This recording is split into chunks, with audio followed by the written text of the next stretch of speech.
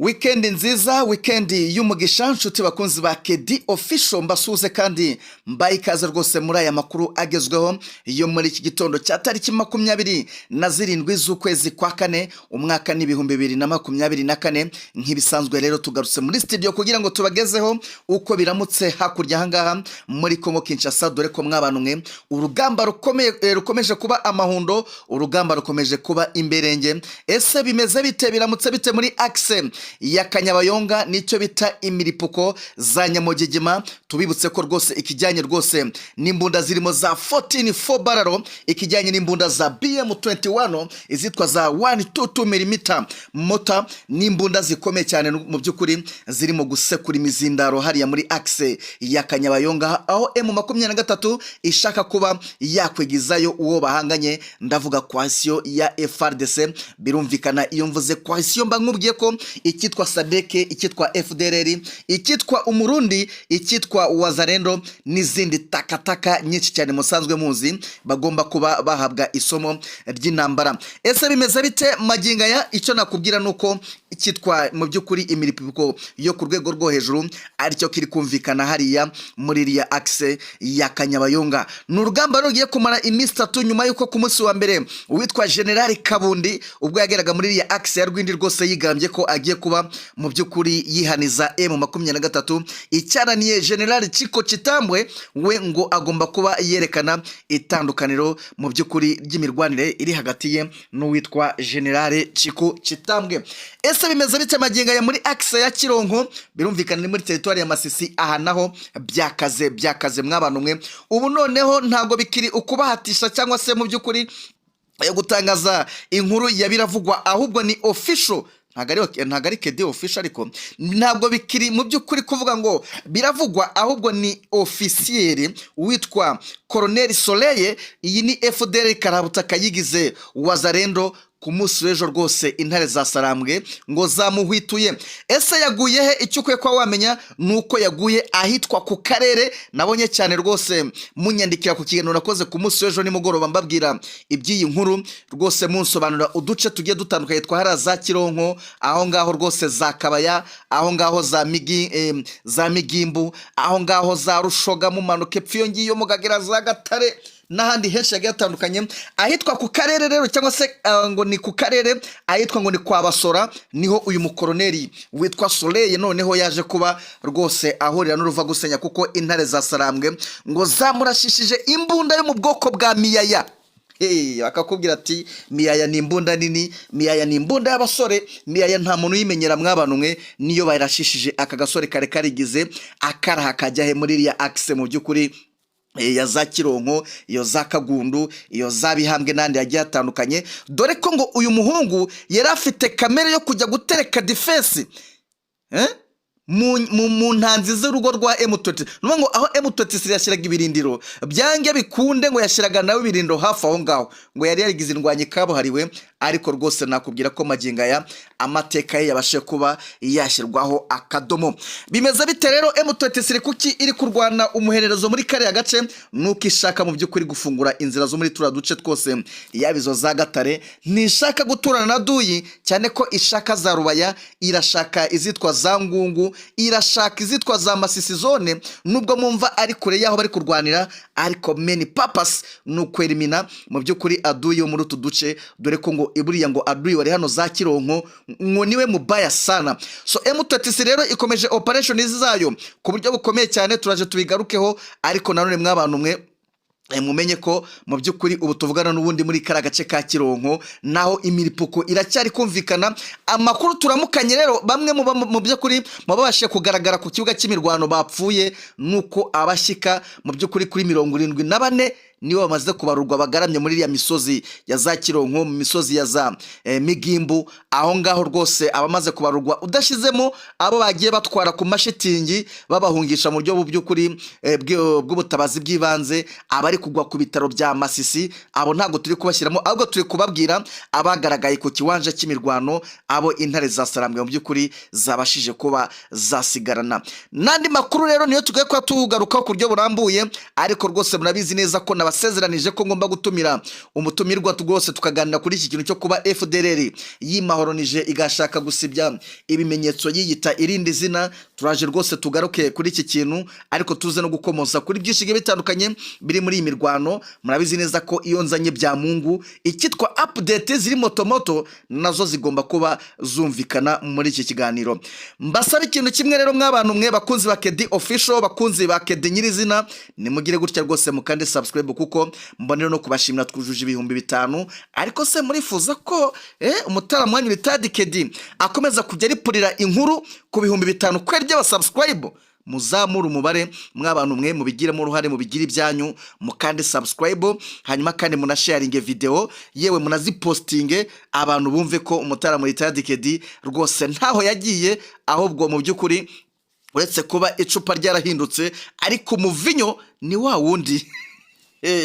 Ntazo urugero rurirgora niko bimeze. No kuvuga ngo mwenyewe warahari, ikishobora kuba cyarahindutse n'umuyoboro, ariko rwose uyu wo muwugirira ikizere murumva ko harimo rwose n'ibitendo bigiye bitandukanye. Amazina retired rwose nahangaha mugomba kujya mwumvira iyo miripuko, cyane cyane ko mubizi ko rwose iyo twagafashemo mugomba kuba mumenya byinshi birenze kuba biri kujya mbere, by'umwihariko muri iyi mirwano ikomeje guhuza abo bagabo bombi, ndavuga FRDC ndetse na M23.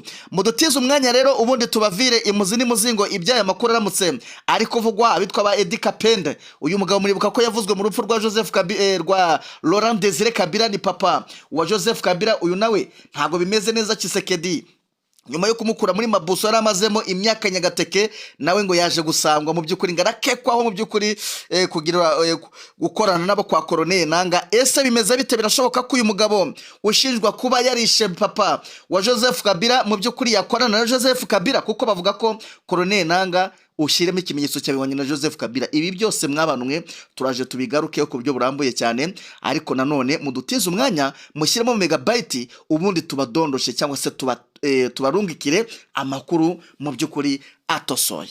Yes, kuri telefone rero ngira ngo twakiriye umuvandimwe akaba n'umusesenguzi ni Bwana Byamungu, mumaze kumumenyera cyane cyane ku makuru meza agenda tudondosha hano kuri uyu muyoboro wa KD Official. Waramutse neza Bwana Byamungu?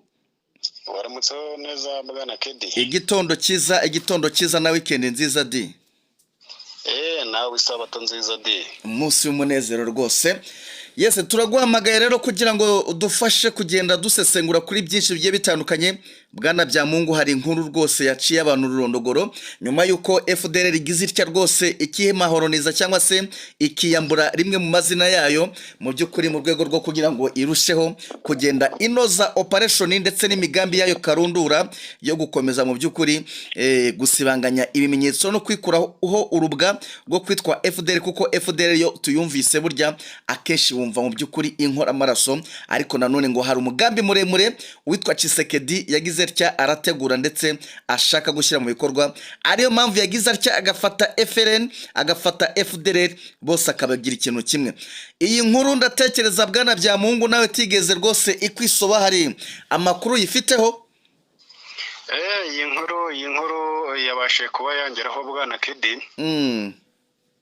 Ngo nubwo bitarashyirwa neza mu ngiro cyangwa se ngo babitangaza, ariko n'umushinga warangije kwigwa ugizwemo uruhare na Felix Antoine Tshisekedi na Evariste Ndayishimiye w'u Burundi, bashaka kuba bahindura izina rya FDLR ndetse kandi FDLR kavanga na FRN. Ni ukuvuga ngo ariya mazina ya FRN na FDLR barashaka kuyakuraho, kuyazimya burundu kugira muri bwa buryo bwabo bwo kuyobya uburari, kugira ngo nihabaho n'uwo mutwe bahinduriye izina nubasha kuba wanagaba ibitero ku Rwanda, dore ko ariko bagiye bawusezeranya bayaha amasezerano ko bazayifasha mu kugaba ibitero ku Rwanda. Mu bizaba ari umutwe mushyashya mushyashya utagira icyo unengwaho mu byo iyi mitwe yagiye ikora. Urazi ko FDLR yagiye yica abantu bijya bibitero mu Rwanda, ikica abaturage basivili. Ibyo ntabwo turi buze kubisubiramo. Hari mu majyaruguru y'u Rwanda byarabaye, agana mu majyepfo y'u Rwanda, izi za FRN nazo muri iriya mirenge yegereye hariya kuri Nyungwe, aho hose bagiye bica abantu. Ibyo rero nibyo bashaka ko bazimiza, noneho ngo bagatangirana n'umutwe mushyashya usa naho nta nenge ufite ku ruhande rwabo bwa Nakedi. Twibutsa abadukurikiye ko iyi FDLR n'ubundi yashyizwe ku rutonde na Leta Zunze Ubumwe za Amerika, rwa rutonde mu by'ukuri rw'imitwe y'iterabwoba, ariyo mpamvu bumva bashaka kwipakurura mu by'ukuri iri zina basanganwe. Ariko nanone ngira ngo Bwana Byamungu, ni izihe ngaruka bigomba kuba byagira ku rundi ruhande ku bijyanye na FDLR, cyangwa se ku bijyanye mu by'ukuri n'uburyo uyu mutwe witwaragamo, kuba bahuje amaboko na FRN, kuba mu by'ukuri barwana batitwa FDLR? Gerageza uduhe details cyangwa se detaye z'uburyo ibintu bishobora kuba bigiye guhinduka, yaba mu mirwanire cyangwa se mu mbaraga bagiye kuba bari basanzwe bafite, hagiye kuba ikidi, kuko FRN dusanzwe tuzi ko n'ubundi isigaye ifite igicumbi hari i Burundi. Ariko kuba bahuza aba bagabo bombi, ubwo twibutsa abadukurikiye ko iyi FRN muri iyi minsi uri kuvugwa cyane ni Hamada ndetse na Jeva, bombi na bagenerale. Niki mu by'ukuri ubona mu mboni zawe kigiye guhindura mu by'ukuri imigendekere? Kuko ntago Kongo, ntago FDLR yigeze ibura ibikoresho, ntago yigeze ibura imbaraga, kuko si rimwe si kabiri Kongo mu by'ukuri isapotinga uyu mutwe, cyane ko tubazo no kugaruka ku buryo bwimbitse cyane ku mikoranire y'aba bagabo. Gira icyo uvuga ku buryo bigiye guhindukamo, cyangwa se impact bigiye kuba byagira kuba aba bagabo bahindura izina. Twabonye M23 ihindura cyangwa se stati isa nahindutse gato, ntibikiri M23 gusa, hazamo na AFC, kandi byagiye bigaragara ko nyuma yuko AFC ije twagiye tubona air defense ziza. Ubwo no kuvuga ngo ku buryo bw'imbaraga zariyongereye. Bimeze bite kuri FDLR kuba yahindura izina no kuba yunza amaboko na FRN nubwo basanzwe ari bamwe? Nibyo Bwana Kedi, nibyo tumaze kuba twasobanura mu kanya ko bashaka kuba bazimangatanya bimwe mu bimenyetso by'ibyaha by'iriya mitwe, haba FRN nabivuzeho uburyo yagiye gukora ubwicanyi mu majyepfo y'u Rwanda, hariya ku baturage baturiye ishyamba rya Nyungwe. Ngaruka kuri FDLR ujya mu majyaruguru y'u Rwanda, ukongera noneho nk'uko wari ubikomejeho kuba FDLR ubwayo ari umutwe washyizwe ku ruhando mpuzamahanga ko ari umutwe w'ibyihebe, kandi ukaba ari n'umutwe nanundi ugizwe na bamwe basize bakoje jenoside mu Rwanda yakorewe abatutsi mu 1994. Ibyo byose nibyo bashaka kuba bazimangatanya. None ukavuga uti biraza kugira iki bibafasha ku ruhande rw'uyu mutwe ndetse n'abawuhuje, dore ko uyu mutwe nyine ari FRN na FDLR bahuje, bigizwemo uruhare n'abaperezida b'ibihugu byombi tumaze kuvuga, Evariste Ndayishimiye na Felix Antoine Tshisekedi. Bashaka kuba batakomeza kuba bashinjwa gukorana n'iriya mitwe ikitwa kuriya. Bakumva ko urazi ko mu minsi yashize na n'ubundi hari ubwo Amerika yigeze kuba yasohora itangazo ibwira Repubulika ya Demokarasi ya Kongo ko igomba kuba yakwitandukanya na FDLR. Ibyo ngibyo ngira ngo Repubulika ya Demokarasi ya Kongo yigeze gushyiraho itangazo, ndetse rinashimangirwa na chef d'etat major w'ingabo za Repubulika ya Demokarasi ya Kongo, avuga ko nta musirikare wa Repubulika ya Demokarasi ya Kongo ugomba kugirana ibiganiro cyangwa imikoranire n'umu FDLR. Ariko siko byagenze, kubera ko nicyo uvuze turaza kuba twagaruka kuri iyo nkuru. Ni FDLR ifite imbaraga mu gisirikare cya Repubulika ya Demokarasi ya Kongo, wenda turaza kuba tubigarukaho.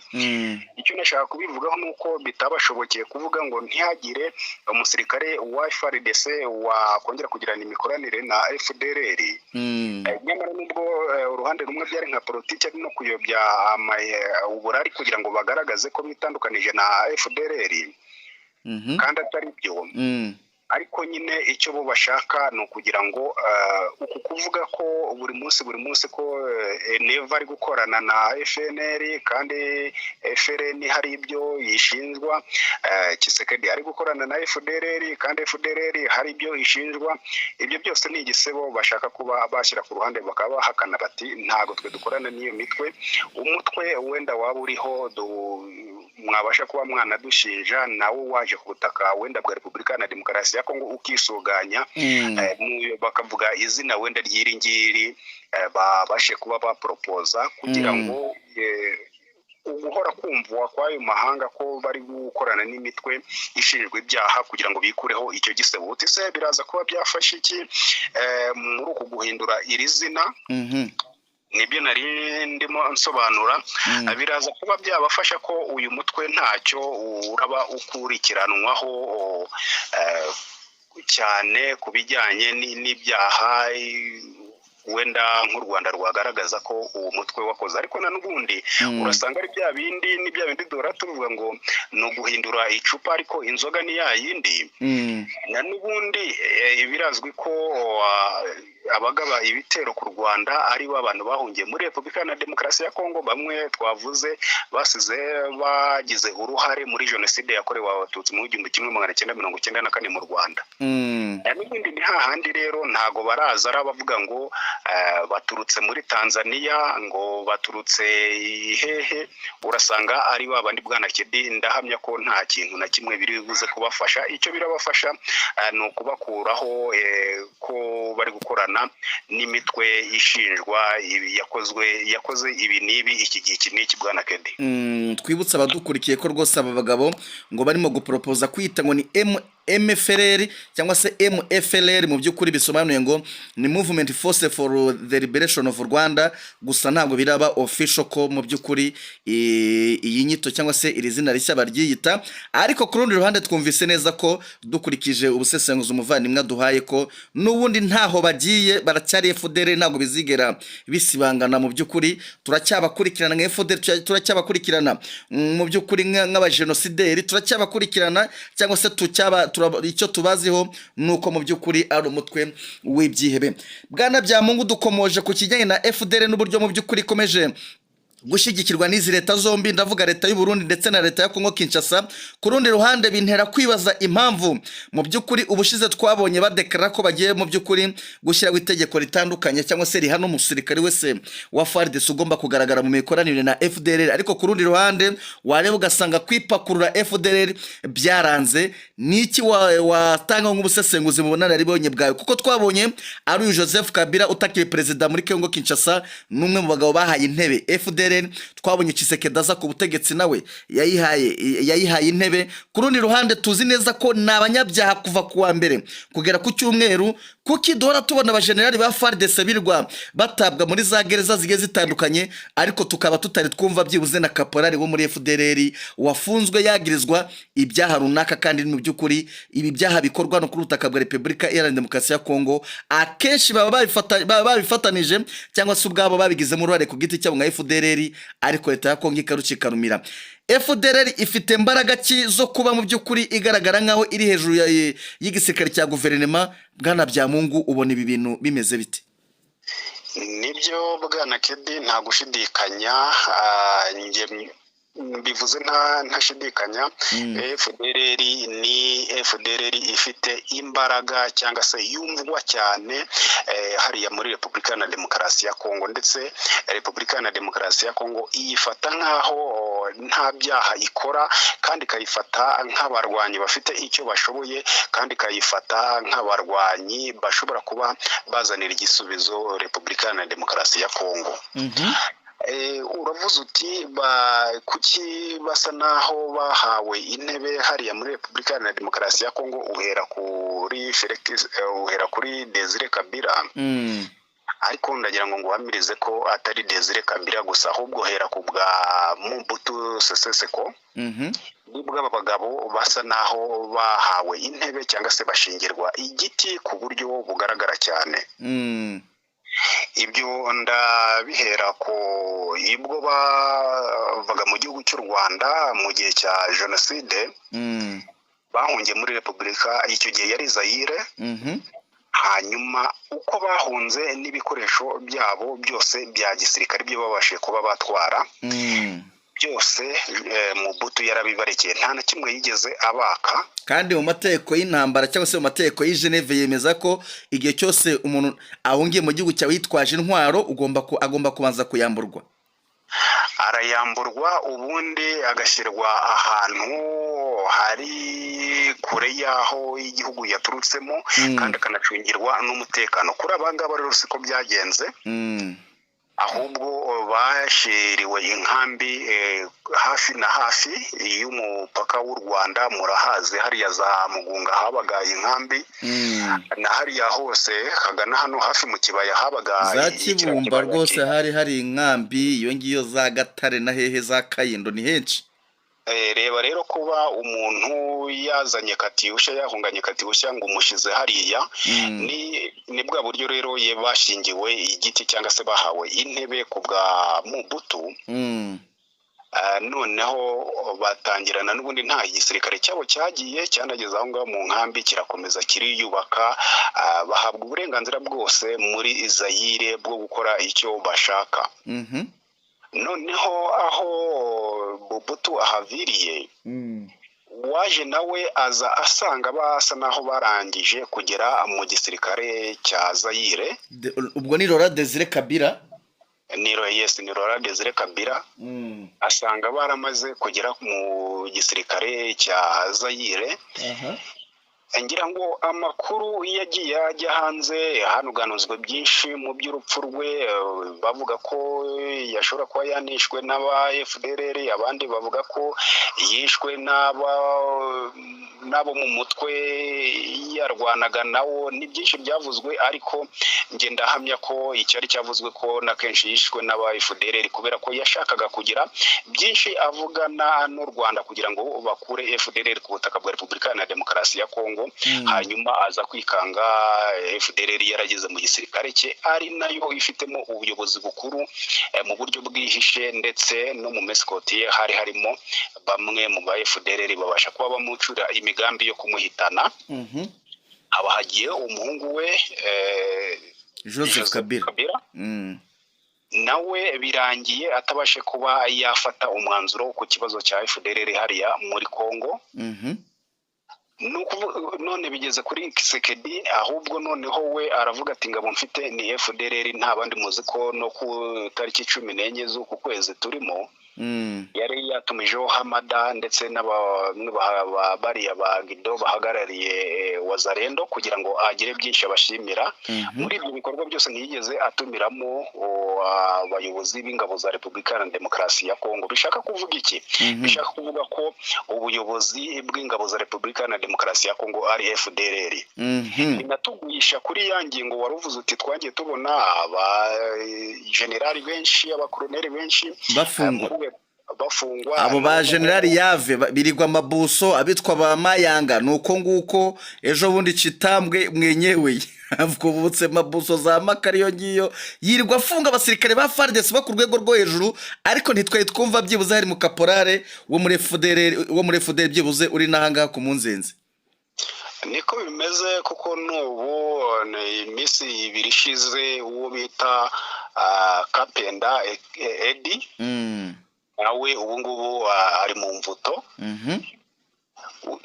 Nibyo uvuga rero, nta mu FDLR haba na Soruda wa wundi wo kupeti ryo hasi urafungwa, kandi bakora ibyaha hariya muri Repubulika Iharanira Demokarasi ya Kongo kedi birengeje.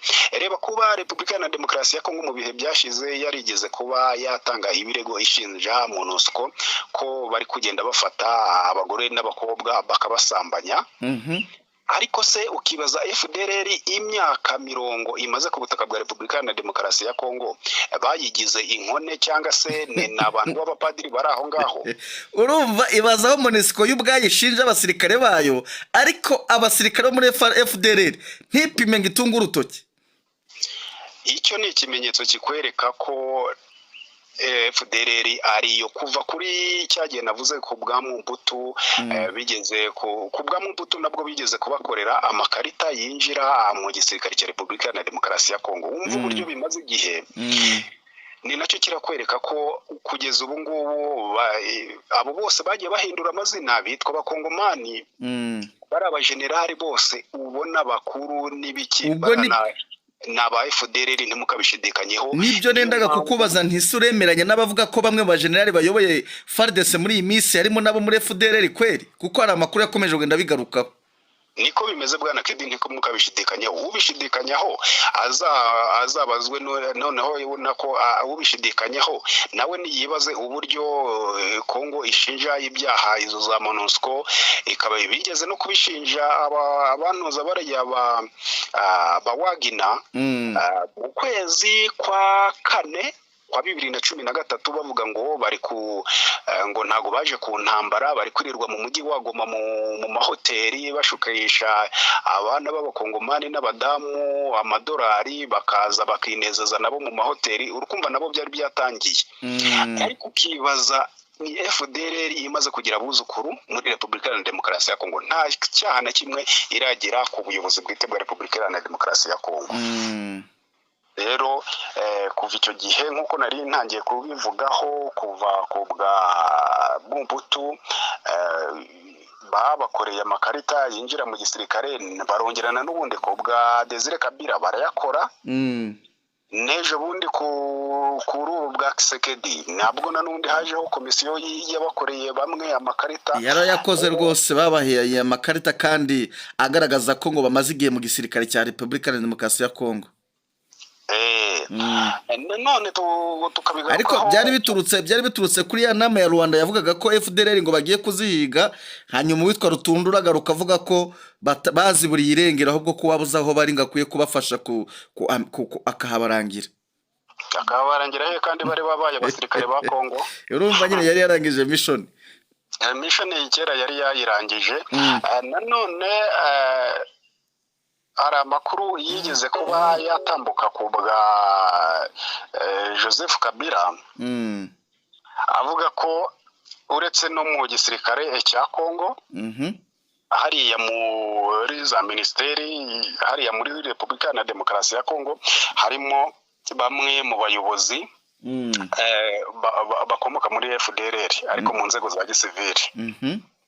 Ibyo byose rero nibo bagenda bavuganira FDLR mu buyobozi bwite bwa Repubulika ya Demokarasi ya Kongo, bakavuga bati nyamara bo bakavuga ariko biyita abakongomani bati aba bantu babaye mu gihugu cyacu iki gihe kiniki habaye intambara n'iyi, haba ibibazo n'ibi baturwanyeho kugeza n'ubu baracyaturwanaho.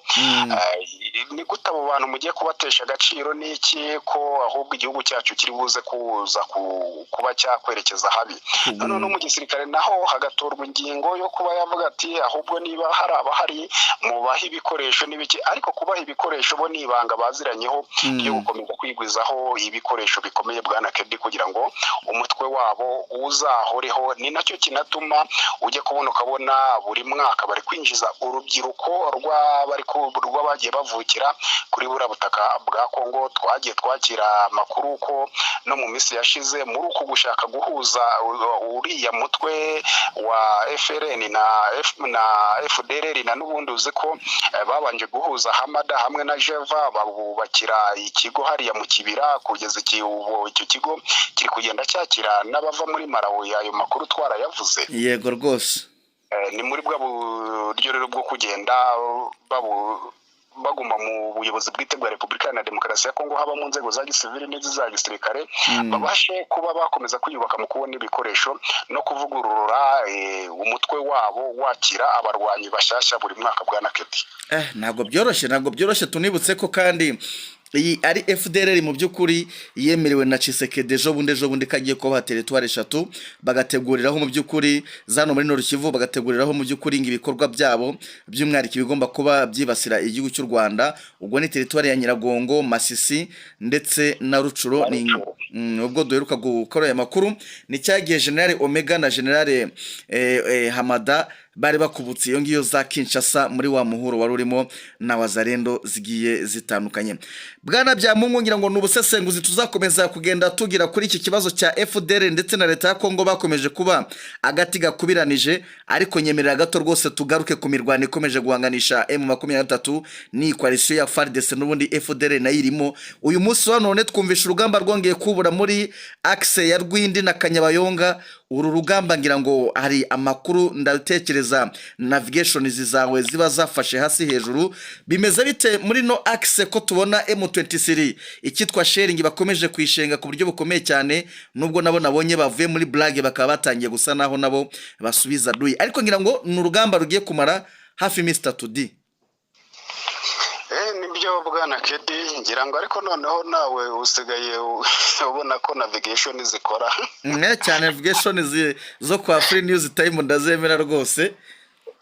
Zirakora, uretse hariya umbayije ahubwo ni n'urugamba rwatangiye no mu bindi bice kuvejo aho muri za Kironko na Bugari n'ahandi hagiye hatandukanye hariya muri Masisi. Rwari rwanzikanye kuva mu masaha n'ubundi y'igitondo na n'ubundi byarinze bigera mu masaha 8, kandi na n'ubu nabwo ntago bimeze neza. Harimo na n'ubundi haravugirayo ikintu cyitwa sharing. Kandi ni M23 ishaka kuba yakora FARDC ahangaha muri ubuce maze kuba anavuga. Ubwo twemeze ko ariyo yagabye ibitero niko bimeze. Rero wenda update kuri aho ngaho maze kuvuga nuko kuva ejo tuvuze ko n'ubu habyukiye sharingizi, ariko kugeza ubu ngaho makuru tuwakira nko kuri Free News Time aratubwira ko haguye cyangwa se hagaragaye imirambo myinshi cyane irimo aba FDLR n'abawazarendo. Ubwaho ni muri Kironko cyangwa ni Rwindi? Ni za Kironko. Kironko bashize rwose amakuru twagiye tuyagarukaho, ndetse hari agasirikare gafite ipeti rya kari ya ipeti rya lieutenant colonel, ni colonel bita ngo ni Soleil. Uyu muhungu ngo papa we yari FDL hano mu Rwanda, akambukana n'akana gatoya bageze hariya ngo nako akagira inyeshyamba birumvikana, ariko ngo nagahungu gatoya kari karifatiye abantu hari za Kironko ngo kuko ngo karakanyamahane cyane ngo kuburyo kagira gasigaye kajya gushira defense za komusi rwose hafi neza n'iza M23 ngo bakaminaga nk'akarwanya, ariko ngo byarangiye n'ubundi izasarambwe zikaryamiye. Nibyo nakubwiye ko ari muri bura buryo bwa FDL ikomeza kugenda yubaka umutwe wabo izanamo abarwanyi bashyashya. Urumva abo ngabo ni umwana wambutse ari mutoya, hari n'abandi bagiye bavukirayo, ari nabo ndi kukubwira bari guturuka za Malawi, iyo ngiyo nabagiye bavukirayo. Usanga rero ari bo bafite n'amashagaga ariko batazi, navuga ngo ntago bazi uru rwego rw'iyi ntambara ya M23 urwego iriho. Kugira ngo ku munsi w'ejo twongera kuba twavugana kuri mikoro za KD Official, nibwo nakubwiye ko na n'ubundi baraba Blackwater bavuze ko abantu bitiranije iyi ntambara ya M23 na FARDC kubera ko ngo M23 ni igisirikare kiri ku rwego rwo hejuru. Niyo mpamvu wumva cyane ivuganye Colonel ni umuntu udapfa kuba wumva ko yapfuye mu buryo bumeze gutyo, kubera ko ajya gupfa. Bwana Kedi nawe urabizi, Colonel abagaragiwe n'ibihumbi by'abasirikare, ariko kuba yapfuye ni nacyo kikwereka ko amakuru nkuko yakomeje kugenda atugeraho koko ari benshi bahasize ubuzima ku ruhande rwa FARDC na FDLR ndetse n'abawazarendo. Ariko amakuru atugeraho aravuga ubwo ko abarundi bisa naho kuri imirwano bari bayiriho, ariko ntago babashe kuba bakwijandikamo ku buryo buri cyane. Sinzi impamvu, niba wenda biri kujyana n'imipangu yabo na plani zabo ntawamenya. Ariko ku rundi ruhande rwo kugira ngo Colonel ajye gupfa abantu bahashiriye benshi cyane. Bahashiriye kuko ku munsi w'ejo amakuru dufite nuko batwaraga amayiti mu ngobyi, abandi bakabatwara intambike, cyane ko ari mu misozi miremire nta modoka yabona uko igenda, batwara inkomere n'abapfu mu by'ukuri hariya kwa biriya bitaro bya Masisi zone cyangwa se hospital ya Masisi. Ariko M23 ngo yabasakambuye ku buryo bukomeye cyane, ngo yabambukije umugezi wa Rushogadi. ukiri aho ngaho twebwe amakuru navigation zacu zatuzaniye zavugaga ko byibuze ingobyi yabaga irimo abantu 8 uti babikoraga gute bwana Kedi biri kubera hariya nagamba munwa bafataga ibiti bibiri mbese nk'ubaka ingobyi noneho bagafata abantu na n'ubundi nka 4 cyangwa 3 bapfuye bakabashyiraho buno ku buryo buri mu jisho uraburiho abantu babiri umujisho uraburiho abantu babiri bahetse ukumva imbere ni 4 n'inyuma ni 4 bose ni 8 kabaye byari byakaze bari babanye benshi bwana Kedi katwikomereze rero no ku ruhande rwa Rwindi warurukomojeho ejo Rwindi rwiriwe rushiditse umungurumo ari umungurumo intare za Sarambwe zavugije umungurumo ishyamba umungurumo harya ngo n'umutontomo di ndawugaruye umungurumo n'umutontomo w'intare ubushize warakavuza ndacanganyikirwa ariko abantu muri message bakubwiye ati we retired urimo urazana ibintu by'ubusivile ati mwenyewe byamungana guchallengiza tumungurumo n'umutontomo ejo intare za Sarambwe zakubise umungurumo ishyamba ryose rirahubangana ibiti bigwa hasi ejo n'urusasu rwiriwe ruvuza ubuhuha ngo yari imijugujugu y'amakompora ishyamba ryose rya hariya risa naho ryahubanganye ubwana Kedi ariko n'urugamba rwatangiye n'ubundi nabwo mu masaha y'igitondo burinda kugera nimugoroba rucyanzitse hejuru yuko amakuru dukomora muri kara gace nyuma yuko ikayina batwitse ya amura cyangwa bwabo biko bw'intwaro za FARDC bavuze bati ubu baratunesheje noneho ni tutabasha kuba twagaba ibitero biraza kuba ikindi kibazo ariko nuko mu kugaba ibitero byabo kugeza n'uyu munsi tuvugana ruranzitse ariko rwanzitse amakuru agenda tugeraho nuko M23 isa naho yarenze aho ngaho rwambikaniraga hafi aho mu mashyamba ya Rwindi ahubwo kuri ubu ngubu biri gusatira Kanyabayonga M23 ifite icyerekezo cya Kanyabayonga muri make cyane rwose urumva rero ni intambara itoroshye ubwo twavuga ngo uyu ni umunsi wa 2 kandi byagiye gutangirana n'ubundi bukeye bwaho bweje bundi FARDC na sinzi uko niba birenze n'ubugome uzi ko biyiciye abaturage babo 7 muri kariya gace kubera ko bavuye gushyingura ngo ubwo bavuye mu nama ya M23 ababonye abamotari babagandaguye rwose tumva turumiwe So ngira ngo birumvikana ni imirwano turakomeza kugenda dukurikirana ariyo mpamvu nyaboneka tubasaba gukora subscribe hano kuri Kedi Official ariko mbere ko dusoza nyemerera tugaruke ku kintu kimwe ari nacyo turasorezaho ni gute mu by'ukuri u Rwanda ruzakomeza kwihanganira guturana n'umwanzi warwo nimero ya mbere ndavuga FDLR kuko bwana bya Mungu tuvugishije ukuri uyu mujyi wa Goma ni FDLR ni nayo uyoboye iyo tuvuze ngo Sirikova ayoboye umujyi wa Goma ubwo bifite icyo bisobanuye ntago ayoboye umujyi wa Goma ari za Katindo cyangwa se ari za Ndosho cyangwa se ari za Sake nuvuga ngo ari hano mu Kizungu hanyuma kandi wazamuka hano mu Kibayo ugasanga nibo gusaho za Cyabwato mu Kanyanja na hehe bwana bya Mungu imihahirane y'u Rwanda na FDLR mu mboni zawe urabibona gute urakoze bwana Kedi uvuze wowe Kivu y'Amajyaruguru kandi uvuga mu buce bwegereye u Rwanda ese ko ariho uvuga ahubwo twari tumaze kuba tugarukaho wavuze ko ari FDLR niyoboye Repubulika ya Demokarasi ya Kongo yose ubuse uyobewe ko ntabwo tugiye kurondora ibice ariko turondoye ibice byaho FDLR yigiye ifite yarubatse cyangwa se ifite imiryango muri Repubulika ya Demokarasi ya Kongo usanga Kongo yose yego rero ntago nge mbibona ko ari muri Kivu y'Amajyaruguru gusa ahubwo ni Kongo yose ukaba uvuga ko se bazabana gute n'u Rwanda imihahirane rwose y'abanzi babiri umwe ni nimero y'undi novuga ngo u Rwanda ni kwisonga umwanzi w'u Rwanda twese tuzi ni FDLR ishaka no guhindura izina, cyo kimwe n'uko na FDL nayo ikubwira ko umwanzi wabo ari ubutegetsi bw'u Rwanda. Ibi bintu mw'abantu mwe bizagenda biti, ibi ntabwo bishobora gushyira igihugu cya Kongo mu kaga mu gihe mu by'ukuri bakomeza kureka izi FDL zikidegembya muri iyi mipaka no kuri izi ntara zikoze ku gihugu cy'u Rwanda. Ibyo ndabibona mu buryo bubiri, cyangwa se ndagira icyo mbivugaho mu buryo bubiri.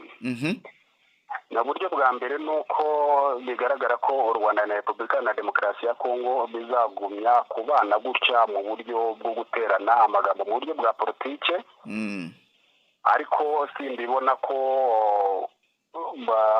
igihugu kimwe gishobora kuba cyakwirura kikagaba igitero ku kindi. Ni ukuvuga iyo mvuze gutyo, u Rwanda rwo ruhora rugaragaza ko nta mpamvu rushobora kuba rwashakisha kugira ngo rutere Repubulika na Demokarasi ya Kongo, ariko mu gihe icyo ari cyo cyose Repubulika na Demokarasi ya Kongo yarutera cyangwa se igashyigikira uriya mutwe wa FDLR ukagaba ibitero ku Rwanda, icyo gihe u Rwanda ruhora ruvuga ko rwo ruzakomeza kurinda umupaka warwo, cyangwa se ruzakurikirana umwanzi ntawe rubashe kuba rwabaza. Ni hahandi rero uzasanga nk'uko wari ubivuze, igihe Kongo itazabishyiramo ubushishozi. Icya mbere ni uko Kongo yabishyiramo ubushishozi, ntiyite ku nyungu ziri politike ku bayobozi, ahubwo ikita ku nyungu ziri politike ku baturage. Nta kindi, ubwo ni ukuvuga ngo abaturage bamaze imyaka hafi 30 birukanka bazerera, bakagombye kuba babona umutekano. Kubona ni gute? Ni uko yakwiyama cyangwa se ikiyaka FDLR ibe yaba ku butaka bwa Repubulika na Demokarasi ya Kongo ibashe kuba yahungabanya wa mutekano, kuko urabona uyu mutekano kuba icya mbere nk'abiriya mpunzi z'abakongomani ziri mu Rwanda muri biriya bice byo muri Kivu y'Amajyaruguru, zikomoka muri Kivu y'Amajyaruguru, abo bose bakubwira ko baje kubw'umutekano mukeya kubera FDLR yanagezeyo izana bya bindi by'ivangura. Ibiki byose urazizi muri iyi minsi iri muri propaganda, na n'ubundi yo kuba hariya muri Repubulika na Demokarasi ya Kongo muri biriya bice hakorwamo jenoside.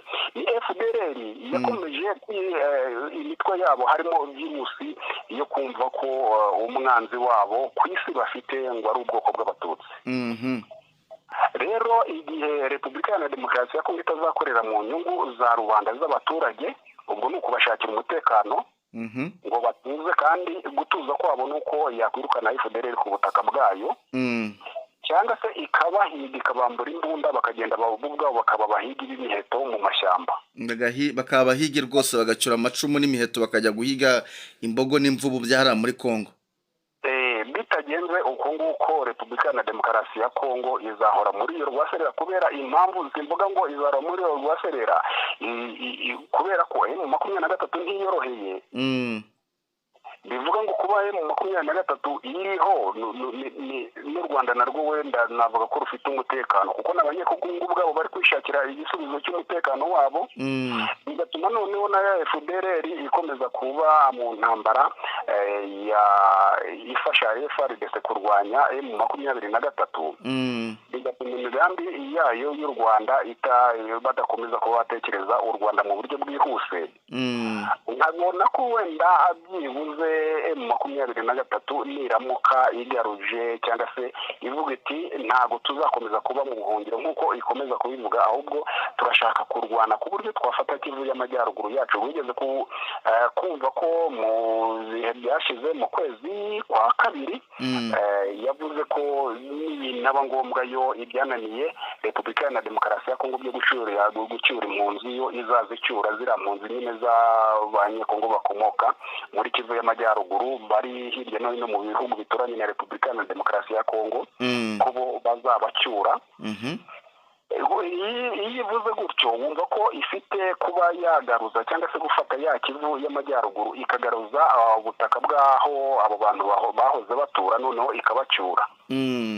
Wenda nibyagenda gutyo birumvikana ko wa mwanzi w'u Rwanda azaba yongeye kuba yakwigira kure y'umupaka w'u Rwanda, atamenera muri FDLR ngo anyuremo yongera agiye ku Rwanda. Aho wenda nibwo twavuga ngo u Rwanda rwaba rufite agahenge. nanone ariko kandi sinibaza ko Repubulika Iharanira Demokarasi ya Kongo izaba ifite agahenge kubera ko izaba yaratswe ubutaka isaha n'isaha igomba kuvuga ngo ndakomeza kugaba ibitero ngaruze buriya butaka. Rero dusoza ni Repubulika Iharanira Demokarasi ya Kongo yananiwe kuba ibibazo yananiwe kuba yabikemura. Kubikemura nuko yananiwe kuba yananiwe kubona uburyo bwo kwigobotora